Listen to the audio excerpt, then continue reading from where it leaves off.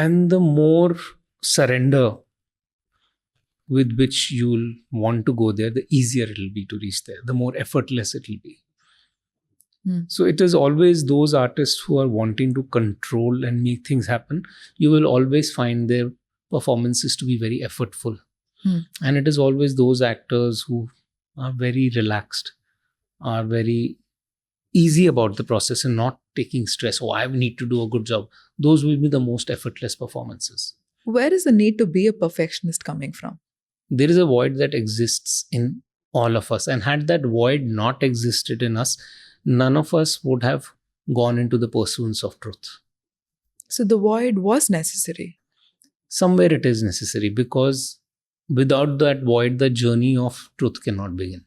The void kind of makes you long for something, and in the pursuit of filling that void, you kind of understand the truth. So very few people will realize this. With most people, and that's what consumerism works on. Consumerism works on the fact that we all have a void and everybody has a product ready to fill that void in us. Which is the temporary fix. Yes. Okay. So most people are going for the temporary fixes. I also do it. I also go for temporary fixes.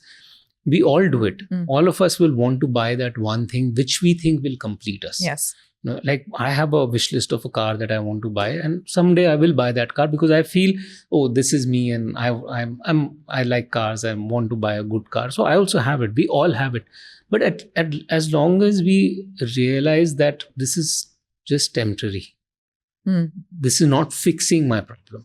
To fix my problem, there's another work that I have to do. As long as that work we are doing, it's fine. So when we start doing that work, don't you think we will kind of let go of all of these attachments that we have towards things that were a temporary fix in the past? No. No? No. Okay. We just have a more healthier relationship with it. Okay, we enjoy it. But we will let go of things that we never needed in the first case. Okay. Those things we let go of, but the things that we needed, they will remain, and they will remain with a far more healthier relationship with it. Okay.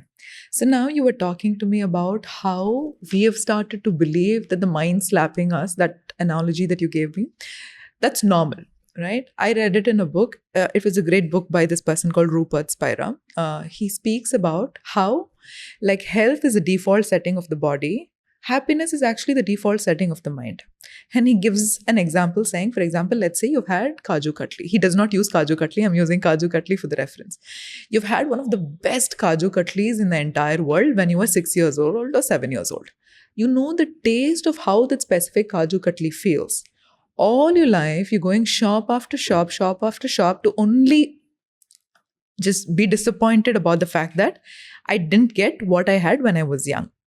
If you did not even know what the essence of the sweet was, you would not keep running or longing for that. Yes. So we all essentially know how it feels to be in that state of bliss. Yes. We know how it feels to be in that state of ease.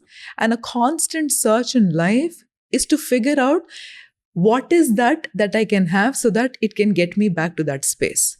But the problem is we've been looking for all of them in the external things, only to be disappointed that these things don't.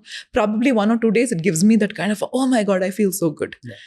So for somebody who's on this journey, who's understood, okay, there is something inside of me that is constantly making me long for that essence, how do they start? Or where do they start? There is no one way to do it. I think for every person, it may vary, because all our lives are so different from one another. Like I can see that want is there in you very deeply. Yeah. Like it's there very, very deeply. You want to know that truth. You want to be in it. You want that freedom and peace. Yes. So this desire is going to take you there. I always believe that as long as this is your number one or one of your top priorities in life, you will find a way. But if it's not a priority in your life, you will not find it. It's as simple as that. But those who prioritize, the universe will keep sending you signals, will keep sending you opportunities and doors to open and walk through. So when those opportunities come, and if that desire deep within for the truth and for that that nectar is still alive in that moment, you will walk through the door in that moment. So a lot of it is whether how much do you want it, and how much do you recognize that this is the most important thing, and everything else is actually temporary. So a lot of it will come from there. The other is, I would definitely say meditation really helps, because, and also people don't understand what meditation is, and that's why they don't ever do it. Like, I've had so many people who've come to my workshop and said, I've never done it. So firstly, we never call it meditation. Okay. We always say, okay, let's do some breath work. So it becomes much easier. And you just told me the universe will show you path and you'll have to walk through the path for you to get to that point. But while I'm walking through that door, how scary is it? Honestly, it is difficult. It's not easy.